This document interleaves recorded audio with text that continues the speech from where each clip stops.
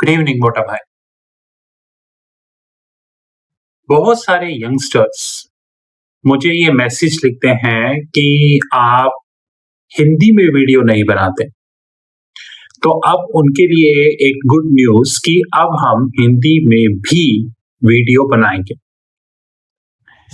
मोटा भाई, आज इस वीडियो में मैं उन 2 हस्तियों के बारे में बात करना चाहूँगा, जो हमारे बीच डेफ़िनेटली नहीं है, लेकिन उनके विचार, उनकी सोच, उनके काम करने का तरीका आज भी इस दुनिया में एक एग्ज़ाम्पल माना जाता है।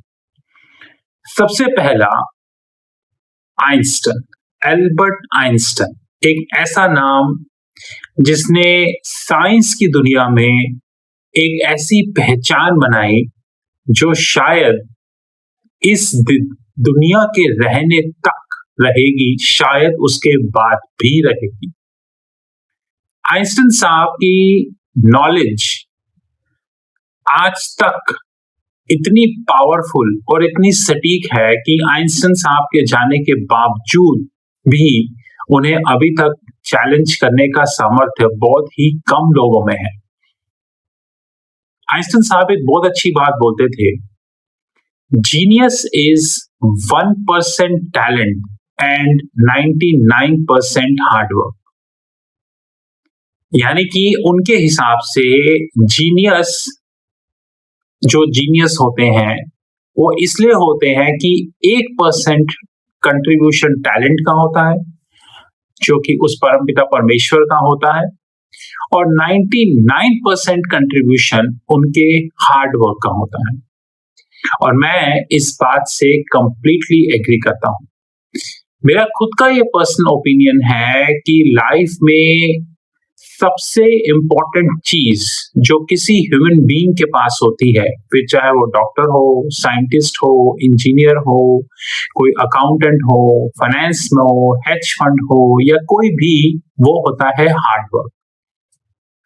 जब मैं हार्ड वर्क की बात करता हूं तो डेफिनेटली उसमें स्मार्ट वर्क भी होता है, कि हमें स्मार्टली प्ले करना होता है, कि हमें अपने एक लिमिटेड टाइम में क्या करना है और क्या नहीं करना है।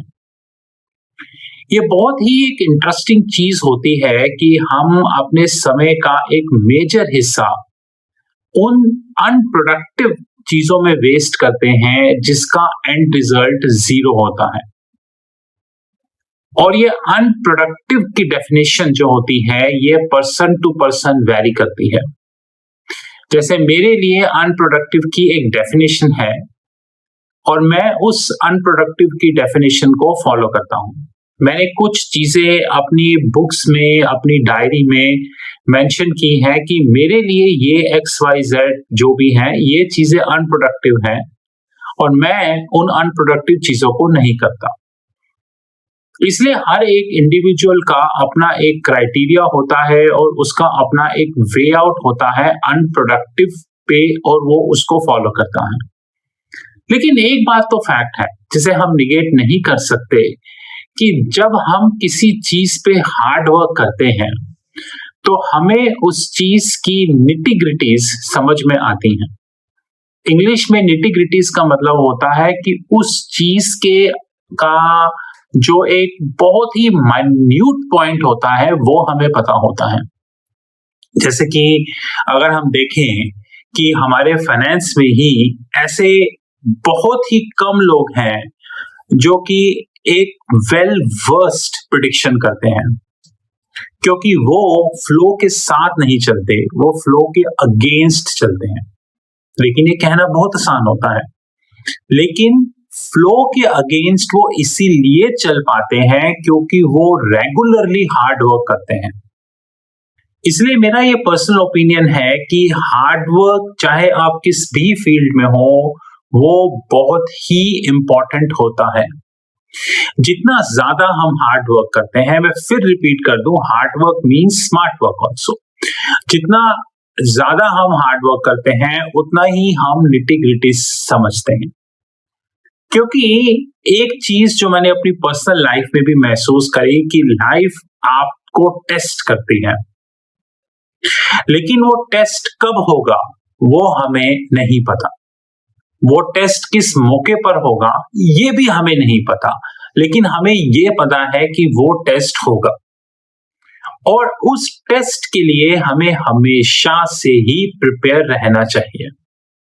और प्रिपरेशन के लिए हमें डेली बेस पर अपने आप को अपग्रेड करना चाहिए।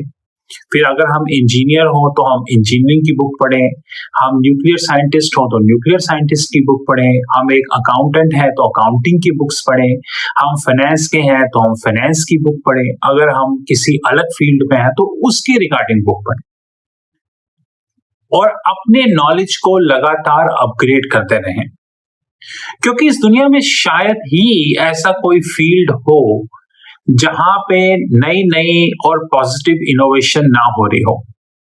जैसे अगर मैं इंफॉर्मेशन टेक्नोलॉजी की बात करूं तो मुझे अच्छे से याद है कि सन 2007 में जब मैंने अपना करियर शुरू किया तो BPO, call centre, voice services, desk services, इन जैसे नामों का बहुत बोलबाला था। लेकिन आज 2023 में लगभग 15-16 साल के बाद आज दुनिया बात करती है machine learning, Python, artificial intelligence, generative artificial intelligence, and all these things. पूरे का पूरा। और अगर आज आप न्यूज़पेपर देखें, गूगल देखें तो आपको पता चलेगा कि हजारों हजार जॉब्स कट हो रही हैं, इसीलिए कि उन जॉब्स को आर्टिफिशियल इंटेलिजेंस रिप्लेस कर रही है। अगर आप हमारे बैंकिंग सेक्टर में ही देखें तो चाहे वो फ्रंट ऑफिस हो, चाहे वो मिडिल ऑफिस हो, फिर चाहे वो बैक ऑफिस हो, आर्टिफिशियल इंटेलिजेंस धीरे धीरे बैंकिंग सेक्टर को टेकअप कर रही है। इनफैक्ट लीगल प्रोफेशन में भी आर्टिफिशियल इंटेलिजेंस धीरे धीरे ही सही पर एंट्री कर रही है। भविष्य में क्या होगा इसका अभी कोई आइडिया नहीं है। इसलिए एक इंपॉर्टेंट चीज जो कि हमारे लिए हमेशा से अवेलेबल है, ऑफ कोर्स वो हर आदमी पर डिपेंड करता है कि हम कितना हार्ड वर्क करके अपने आप को अपडेट रख सकते हैं, हम उस काबिल बन सकते हैं कि हम उस लेवल तक पहुंचे कि हमारे थॉट्स, हमारे विचारों में एक ऐसा फैक्ट्स हो जो कि सामने वाले को नहीं पता हो।